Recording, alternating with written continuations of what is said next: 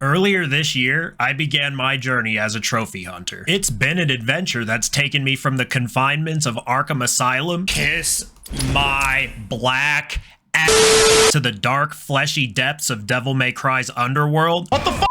What the fuck? What the fuck? And back up to the mean streets of Los Santos and GTA San Andreas. Fuck!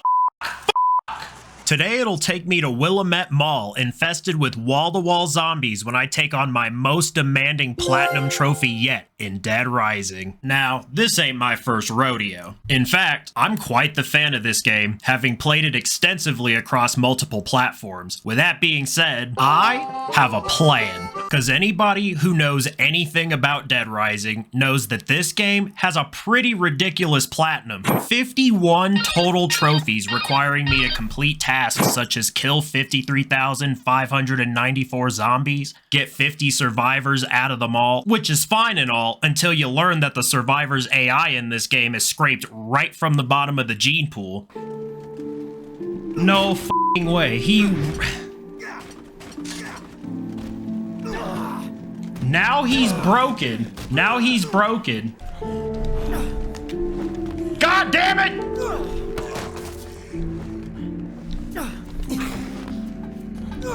I can't! And then there's 7-Day Survivor, which demands a 14-hour playthrough of the game's infinite mode, in which I can't save or turn off my console, meaning it has to be done in one sitting. Cause why would I wanna go outside and touch grass or experience the tender, loving embrace of a woman when I could sit right here and enjoy a 14-hour slog of a Dead Rising playthrough?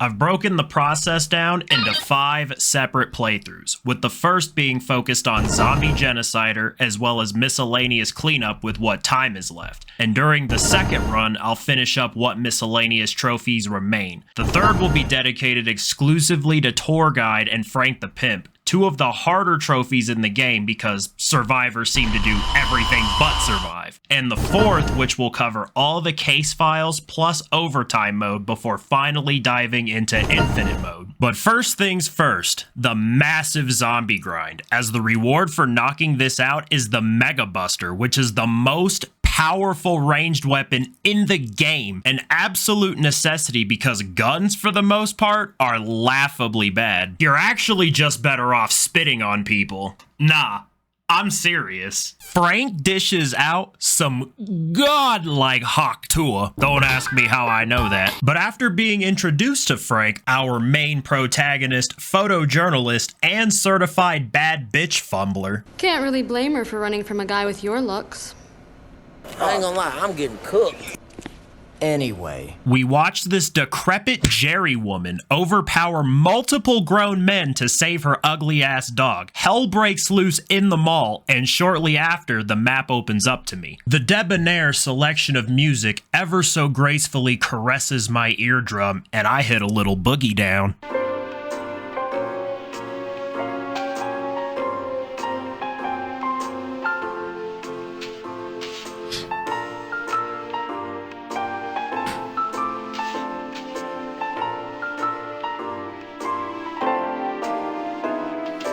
That's a banger. That is a banger. And I know bangers. I know bangers. Finally making my way to the maintenance tunnels, I accidentally unlock Freefall, my first trophy. Oh, I got Freefall. Yeah, let's go. Using the multiple vehicles in the tunnels, starting with this red drop top, I begin running down zombies, hitting the fast track to rack up those kills. In order to unlock Zombie Genocider, I basically have to sacrifice this entire first playthrough. It's just not practical to complete the cases and rack up zombie kills at the same time. Sure, it's possible, but I'm not about to put that much effort in, so I'm way more than willing to let this run go. But you might be wondering why I need to dedicate an entire playthrough to this. It's because of Dead Rising's core time mechanic. Every case and side mission is on a timer, with each having a specific window of time in which they need to be complete before they're gone for the rest of the playthrough. Since my focus is just on killing zombies, I'll be intentionally locking myself out of the cases and side missions. Some of you may die, but it's a sacrifice I am willing to make. So after 3 hours of grinding up my exotic blend of necrotic fender meat using this specific route to get full use out of all the vehicles in the tunnels, I finally unlock Zombie Hunter, Zombie Killer, Stunt Driver, and the big one, Zombie Genocider, rewarding me with the Mega Buster. And just like that, the first of 2 brutal grinds in Dead Rising is checked off. I then utilized this hard-earned downtime to knock out a ton of miscellaneous trophies.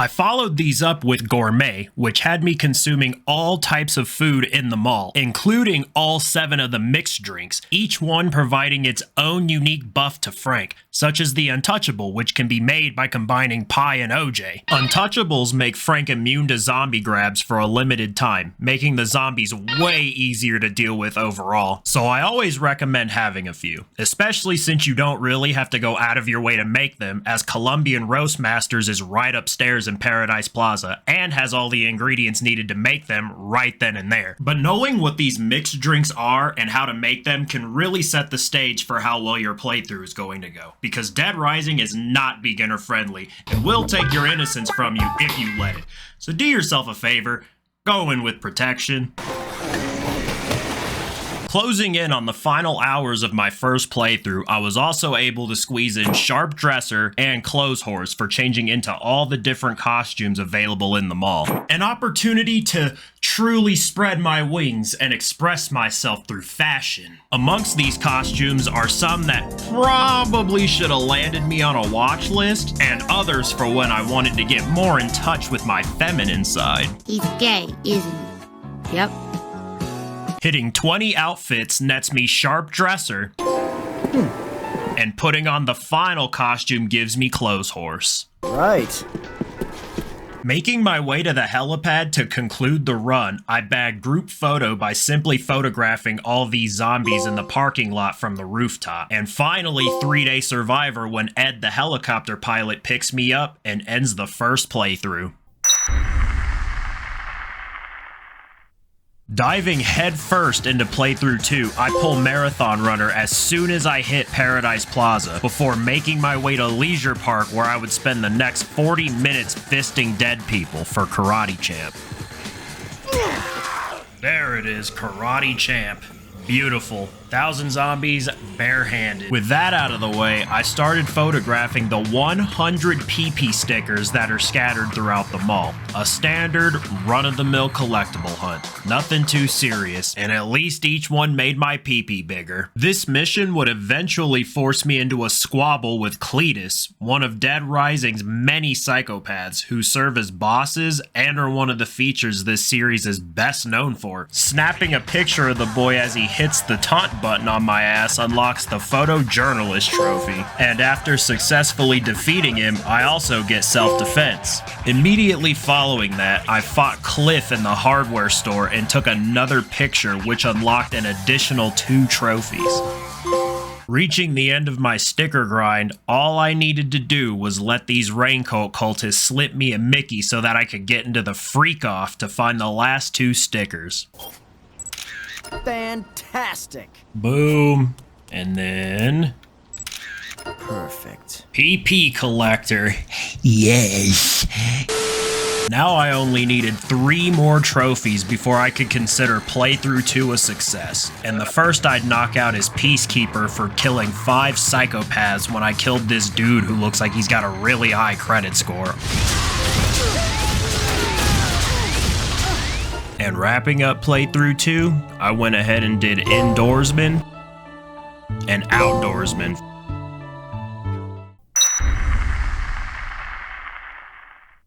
With only a few trophies remaining before I could tackle the case files, going into playthrough 3, I began laying the groundwork for Frank the Pimp and Tour Guide. In order for me to get Frank the Pimp, I basically had to set the game up to where 8 female survivors were spawning in around the same time, then save and escort all 8 of them at once. That's so crazy, dude. Where'd y'all all come from?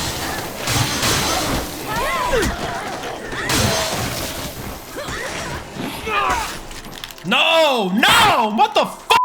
To make this easier, I fought Adam the Clown during Out of Control so that I could rescue his survivor, Greg. Come on, Craig. And he unlocked the shortcut between Paradise Plaza and Wonderland Plaza, eliminating 90% of the legwork that would need to be done to escort survivors successfully. But something to note about Adam the Clown before we continue, he drops the best melee weapon in the game, the small chainsaw, and when paired with these 3 specific skill books and used wisely, a single saw can last you until overtime mode, at the very least.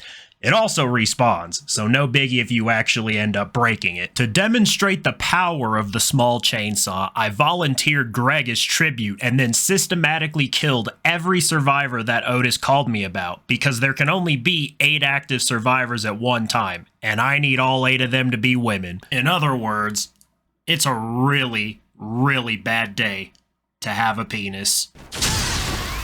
At around 9 a.m. on day 2, 2 of our ladies spawn in Paradise Plaza. After saving them, I take them to the bathroom where we hung out until 1 p.m. By this time, Otis calls about Above the Law, a scoop that has 4 female survivors. Using the shortcut to reach Wonderland Plaza, I made the ladies wait in the bathroom while I rescued Sally, who along with Nick is hanging from the mascot here. Nick had to die though, as there's only enough room for 1 man in this harem. Sally gets sent to the bathroom with the other 2, and I sprint upstairs to complete Above the Law. Beating the boss and freeing the ladies, I begin escorting them to the restroom to the best of my ability, given they each share a singular brain cell between the 4 of them.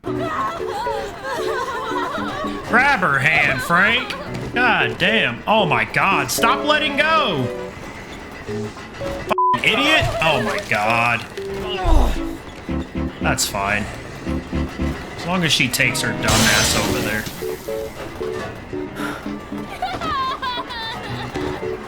Oh, this game is trash. No way. She keeps letting go, brother. What are you thinking? What are you thinking? Chicken head, let's go. The f***? No, I need that. Grab the chainsaw, Frank! Gotta go slow as hell because these people are so stupid. Push this idiot down the stairs. Alright, idiot, let's go. Go! If you manage to get this done in a timely manner, when you use the shortcut to get back into Paradise Plaza, the cultist cutscene should play. Killing all the surrounding Raincoat cultists and freeing Jennifer from the box unlocks both of the trophies. No way. There it goes, thank God. We got Tour Guide and Frank the Pimp. Jesus Christ, that was a fucking nightmare. Hemorrhoid inducing, I'm telling you, my boy. Unfortunately for me, I still had to ensure that these goobers made it back to the save room in one piece, as I still needed them to unlock yet another trophy. Wow. Fucking crazy. Makes you think, man. Makes you think. And now that everyone was safe and sound, I took pictures of all the survivors I had and unlocked Portraiture, the last trophy of Playthrough 3. With the brunt of the hard trophies more or less in the rearview mirror, it was time to get the scoop and discover what was really going on in the Willamette Mall. Making my escape to the security room for the first time, we meet Brad, Jesse, and Otis, the janitor. On the hunt for information, Frank accidentally causes Jesse to sprain her ankle as she's on the way to aid Brad in a shootout, and this prompts Frank to take her gun and go in her place. Which is totally fine, because our boy Frank here is no slouch and seems to really be about that life. I've covered wars, you know. Arriving at the food court, Frank and Brad come up with a game plan and engage the assailant. Next time he reloads, I'll lay down a suppressing fire. I'm counting on you. Make your way over there. 1, 2, 3!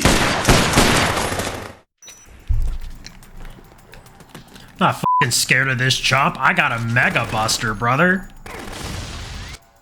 Look at that. Look at that. Erased. Successfully pushing the terrorist back, Frank uses a picture he took of a peculiar old man to leverage Brad into revealing that he and Jesse are Homeland Security agents who are here looking for the man in the picture. Frank, knowing that the old man is in the entrance plaza, helps Brad get there, and we watch as he miserably fails at convincing the old coot, who we now know is named Dr. Barnaby, into accepting Brad's request for protection. While he comes up with a game plan to get the doc out of here, I rescue some survivors, as I need to be focused on getting the Saint Trophy for 50 survivors rescued by the end of the run. On the way back to the security room, I run into Kent, another photojournalist who commissions me to go out and take a naughty picture for him. Imagine caring even slightly about what a spiky-headed little twat like that tells you what to do in a zombie apocalypse. Be like, okay, get this, Frankie. You need to go out and get even better shots than the one I just showed you. It's like, no, f you, brother. With as weird as that whole interaction was, it wasn't nearly as wild as what would happen next in the warehouse.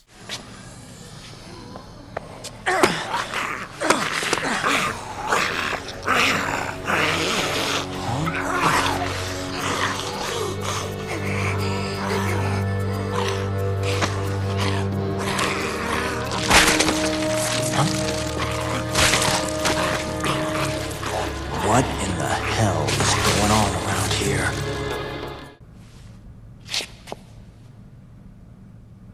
Back in the security room, Jesse fails to contact HQ because the signal is being jammed. This is when Frank shares that he's got a helicopter coming in 3 days to pick him up, and as long as DHS is willing to let him cover his zombie story, they can tag along and bring Dr. Barnaby. Sometime later, our terrorist is seen dragging the doctor on the security feed, and the boys rush to his rescue. After yet another shootout with this guy, Brad is shot, but we make it back to the security room with the doctor. Brad begins running a fever, and we have to make our way to the pharmacy to get meds.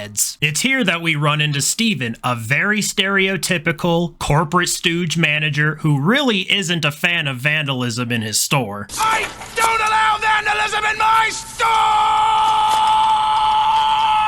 Making quick work of him, Frank notices his hostage is the same baddie from the entrance plaza earlier, but she's not happy to see us at all. You're the ones who caused this nightmare. You ruined Santa Cabeza and started all this.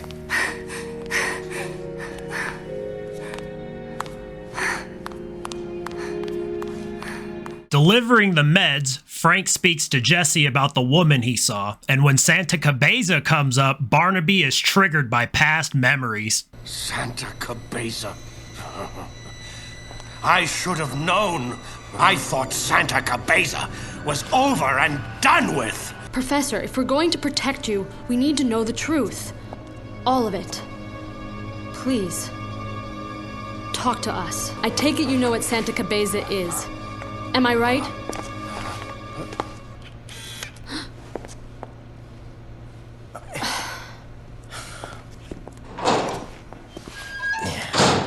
Refusing to let Frank in on the conversation, we're forced to fend for ourselves. We see the woman on the monitors and are compelled to head back to the grocery store and search for answers. But before that, I rescued a ton of survivors and actually reached the level cap and got a trophy for it. Level max, there we go. Reach level 50, shit yeah. Arriving at the store, our fairest lady is yet again displeased with our presence and proceeds to try and run us down on her motorcycle. Alright, you know, maybe Mega Buster, not a good idea. Clip the f***ing rod. Come on, come on, come on, come on, come on.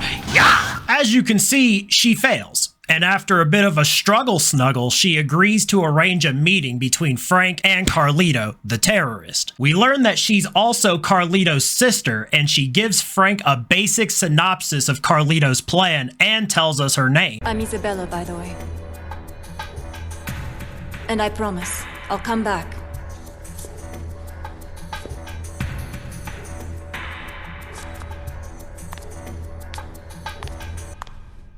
Awaiting Carlito's arrival, we're immediately thrust into action as Isabella barges in under attack. Oh, it's going down! Oh, wait. Yeah! Were you bitten? No, it was Carlito. I tried to talk him into coming, but it was no good. He doesn't trust anyone. He shot you? He didn't mean to. He was upset.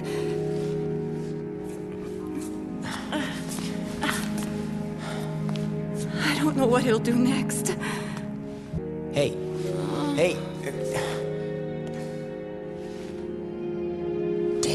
Assuming my new role as Captain Save-A-Ho, we escort Isabella back to the save room and she's brought into DHS custody. She eventually comes to, and Brad immediately jumps on her for questioning. Apparently, the US government was conducting research in Santa Cabeza where Isabella and Carlito once called home and developed a wasp that could turn the living into zombies, but were covering it up under the guise that the government was there stopping the drug trade. If you don't believe me, just ask the man who was in charge of that research, the head of the Santa Cabeza Livestock Research Facility, Dr. Barnaby.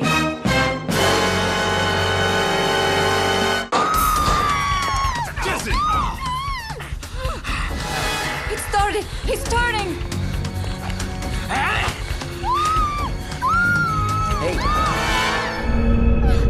Oh, no, you don't!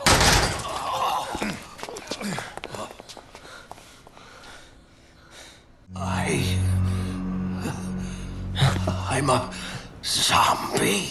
Praise the Lord! To summarize this, on some nutty-ass umbrella corporation energy, the US government created these wasps, they escaped, because why wouldn't they? Infected everyone, and the special forces were sent in to clean up, rendering Santa Cabeza into a mass grave. And this is why Carlito is doing what he's doing. Isabella understands why her brother's actions are cracked, although justified, and switches up on him. Zom Barnaby gets brained, and I'm left with some time to spare to finish up some other business before the plot thickens even more. I use this window of opportunity to go fight Great Value brand Marshall Applewhite, as I need one of his survivors so I can get this smut photo for Kent. Now I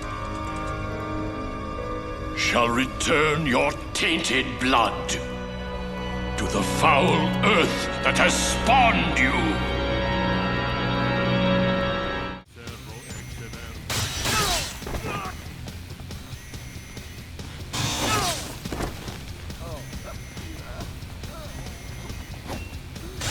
They ain't gonna do a fucking thing, Sean. What kind of lame-ass fucking cult leader name is Sean? I beseech thee!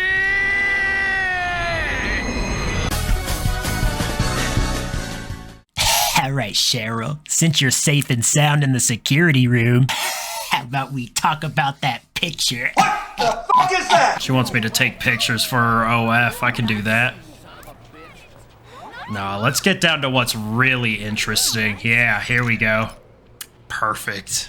Perfect. Don't need any other pictures. Oh yeah, we're good. I got the one I needed. You can get up off the floor now. With that done, and those survivors in the clear, I made my way over to Wonderland Plaza where I would bully this GameStop manager, which unlocked the Punisher trophy. Oh no! I tried to kill him quick, but he dropped that pipe bomb, that cheeky little f***.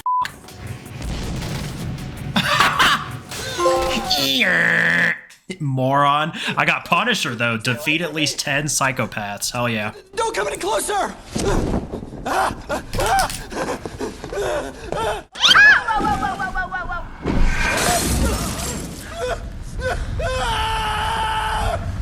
showing him the error of his ways and saving this photo of him to use as potential blackmail later, I escort him and a few other groups of survivors back to safety. Fucking Chuck Liddell looking dumbass motherfucker.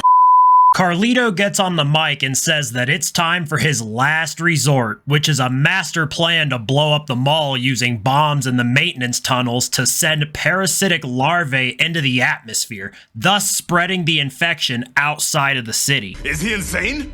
If that bomb goes off, there'll be nowhere to run. The zombies will be everywhere. He's planning to flood the area underneath the mall with flammable gas, then set it off. If you could take care of the bombs while the gas concentration is still low. There's a chance we could stop the explosion. Let's do it. Now, obviously, it becomes Frank's job to deal with the bombs while Brad goes after Carlito, because apparently photojournalist and demolitions expert are one and the same. Who knew? Before dealing with that, I meet up with Kent, deliver the goods, and stop him from killing a guy so he couldn't take a better smut picture than me. This sends bro off the deep end, and I gotta put his ass down.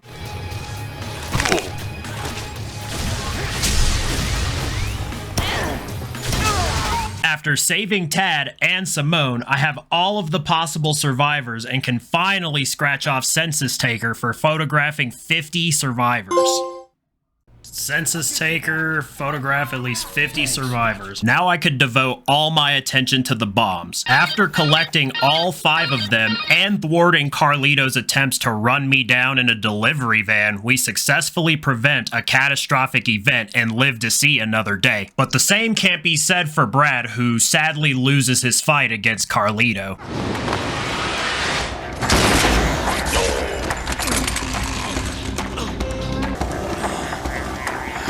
Terrorist days are over, Carlito. You're finished.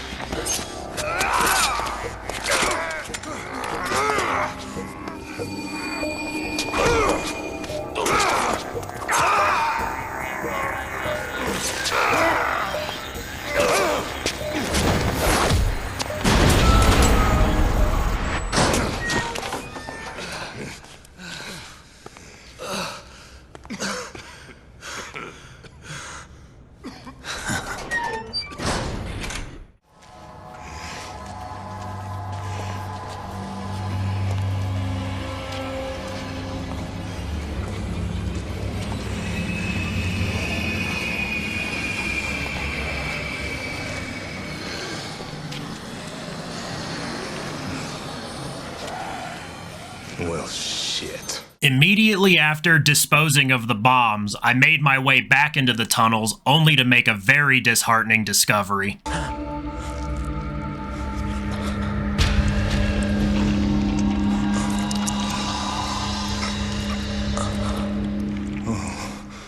Don't tell Jesse about this.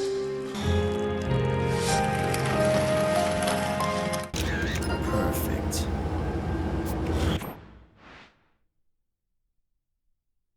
After a bit of an excursion to Carlito's hideout, accompanied by Isabella, Jesse informs us of Carlito's location, and now we gotta go slide for Brad. Back into the maintenance tunnels, I find my way into a butcher shop where Big Boy here is about to chop Carlito up, put his ass in the chitlin bucket, and ship him off to someplace called Unknown. Now obviously, Frank is a way better man than me, cause I would've just let this shit happen. But this is Frank's canon event, not mine. So we shut it down and save Carlito. But I guess it all kind of worked out because he dies anyways and gives Frank his necklace to give to his sister. Rip Bozo. I head back to the security room to update Jesse, and on my way out, I got full set. I'm not entirely sure how or what triggered it, but a dub is a dub.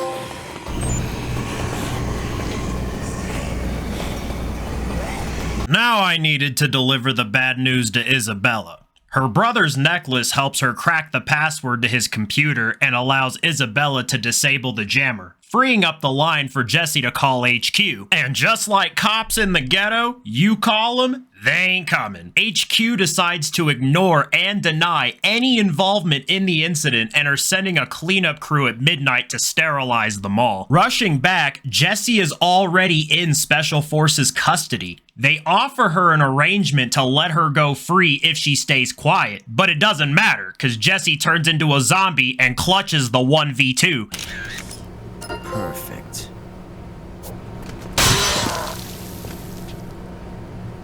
Entering the endgame, the Special Forces arrive to sweep the entire incident under the rug, and now the door is open to clean up the trophies related to them.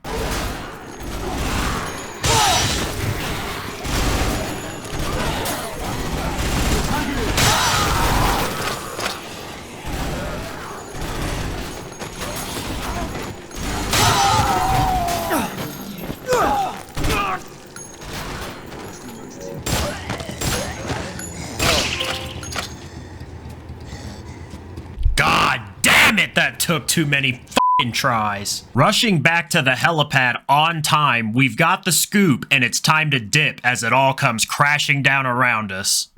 Huh?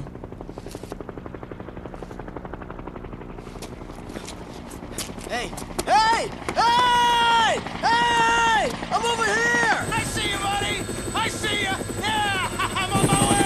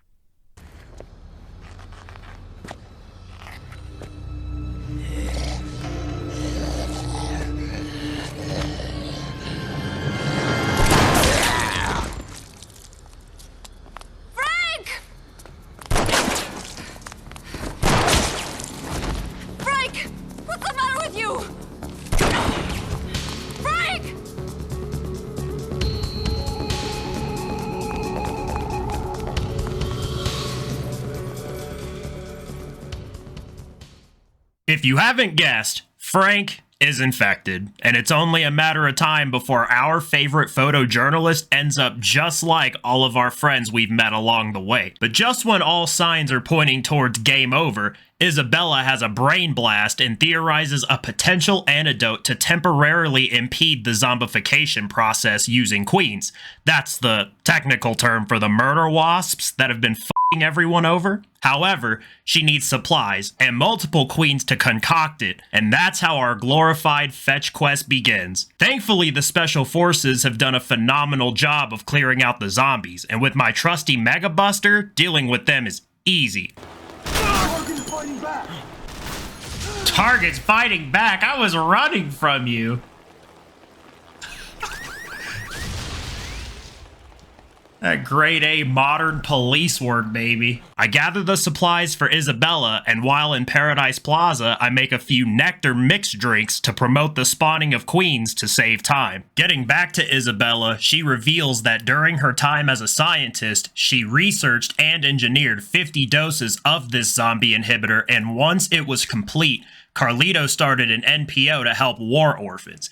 He infected them, gave them Isabella's drug, and found them homes all across the United States. So as far as anybody knows, the entire country could be completely overrun with zombies. But that's neither here nor there right now, as Frank and Isabella need to worry about their current situation. The power generator breaks down, and that leads me out to Leisure Park, where Frank discovers a secret passageway at the base of the clock tower filled to the brim with zombies.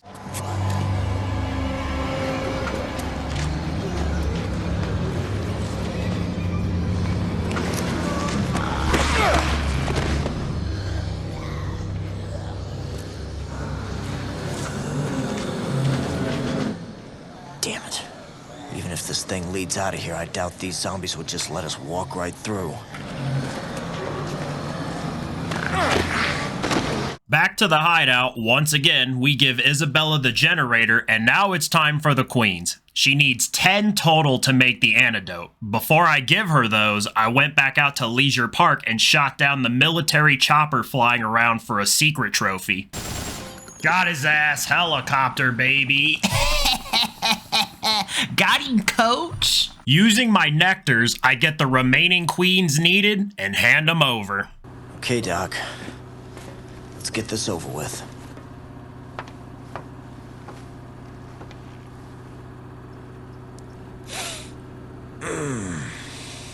While we were out fetching, Isabella identified a pheromone that dulls the attack instinct in adult parasites because they don't like the way it smells. Meaning if it could be extracted, it could be used as a zombie repellent. Frank, remembering the passageway in the clock tower, suggests using the pheromone to get through. Reluctantly, Isabella agrees to run with it, and the great escape begins.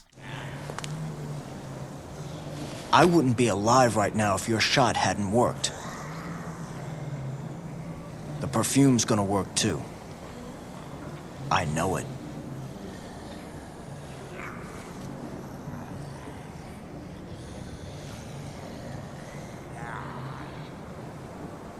All right. Let's go. Yeah.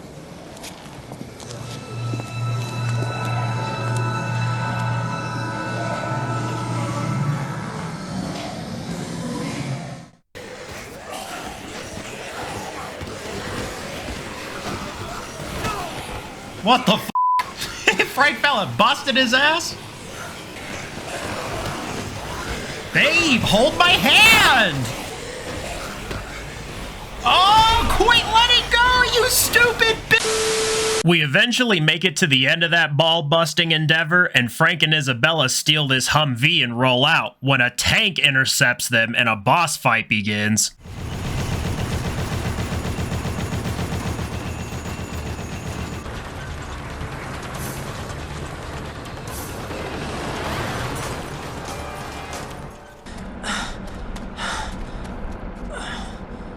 Aim main cannon.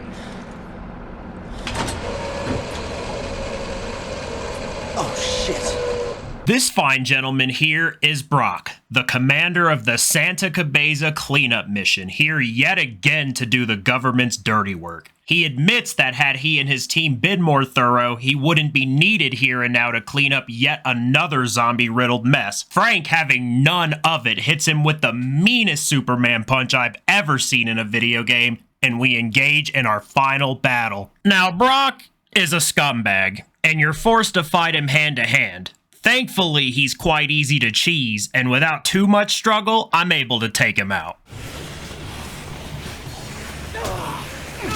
Ouch.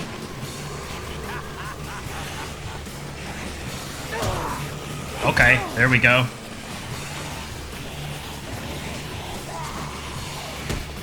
Nice. God damn it.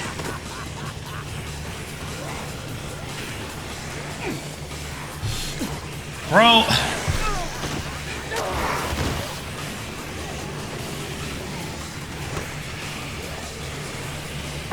Oh, I hit that boy so hard, he said. And with him down for the count, that officially concludes the 4th playthrough and the story of this game. I get 2 more trophies and the long sought after Saint trophy for getting 50 survivors out of them all. Now, I really wish that I could sit here and tell you that all I had left was infinite mode and that everything went according to plan. Unfortunately for me, I completely neglected 2 trophies that would cause me to have to do yet another full playthrough just to unlock. Psycho Collector for photographing 10 psychos and the motherfucking Transmissionary trophy. I had a goddamn... So, to my immense displeasure, I booted up yet another run and began going through the motions to unlock Transmissionary, which is obtained by answering all of Otis's phone calls. There are 39 total calls that extend all the way to the end of the game, and some that are completely dependent on certain survivors being alive to even get them, meaning it was back to herding cattle for me. She gon' run right into the zombie. Right into it. Pretty face, dumb as a bucket of shrimp, baby. At least this meant I could also knock out Psycho Collectors since I'd have to deal with the psychopaths anyways to get the survivors. Perfect. Psycho Collector, nice.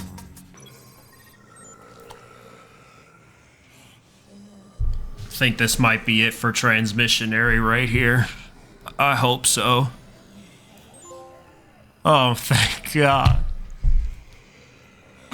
Oh, thank God. But I still have the 14-hour run. Oh. Oh.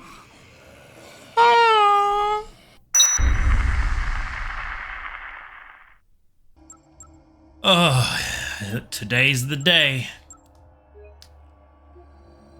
7-day survivor. Getting into it, I just want to say that infinite mode isn't even hard. It's just long and extremely boring. Diving right in, I pick up the Mega Buster and immediately begin looking for 3 books that are going to stay in my inventory to provide a massive buff to the health I get from eating food. The first is in the Sinister Reed in Entrance Plaza, another is in Sir Book-A-Lot in Wonderland Plaza, and the final resides in the empty storeroom next to Chris Lips in North Plaza. These are mandatory, as over the course of the mode, Frank's health is slowly depleting, forcing me to go out and look for survivors to kill so I can steal their shit. If you go into this mode at level 50 with maximum health, it'll take Frank 20 real-time minutes, 4 in-game hours to die from starvation. So the more you can increase how much health you get back from food, along with big brain meal timing, the easier it'll be to bleed the clock before having to go out and find more food. Once fully prepped, it's out to Leisure Park where I clap evil Mr. Rogers and his stupid sons again before pitching a tent and camping on this rooftop. And this right here is how this entire mode is going to go. Enter a new zone, kill the survivors, take the food to a camping spot, and wait it out. An important side note though, don't hold the food in your inventory, because if you do, it'll spoil over time. Dropping it on the ground stops that from happening, and it won't despawn. Since I was in the process of moving while attempting this, I decided to do some packing while setting alarms on my phone reminding me to feed Frank like he's some kind of Tamagotchi pet. I was well on my way to knocking this out first try, and by the 10th hour, entering the home stretch, I was getting cozy. Hell, a little bit too cozy.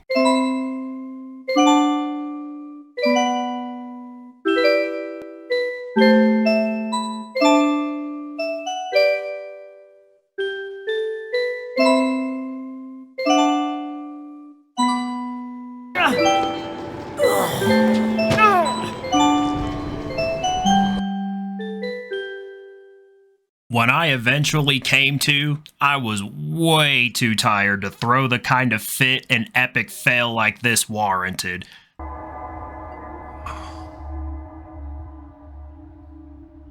I fell asleep, dude. You sure did, dumbass. So I just called it quits for the night and tried again the following day.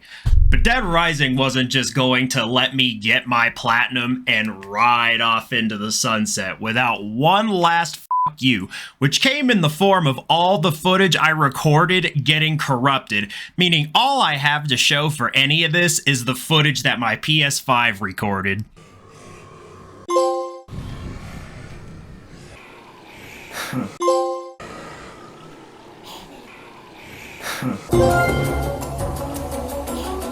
And there it is, my people, the infamous Dead Rising Platinum in the bag. As much as Dead Rising was really trying to kill my vibe towards the end here, I'm truly so proud to add this Platinum to my collection. I think Dead Rising overall stands tall at the top of the list of zombie games of all time and has so much to offer, even with it being as flawed as it is.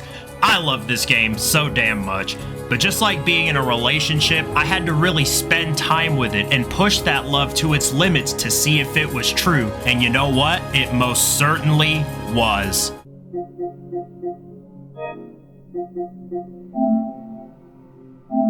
If you've made it to the end, I just want to say thank you sincerely for taking the time out to watch the video. And I truly hope you enjoyed it. If you did, hook me up with a like and consider subscribing, as I'm on the road to 500 subscribers. Your boy is on a come up. I've also got a Discord. We've got an amazing community over there that we've cultivated over the years and would love to have you. I also have a Twitter where I enjoy saying wild shit from time to time, so follow me over there as well. Links to all of these are in the description. Much love, Pookie Bears, and I'll see you on the next one.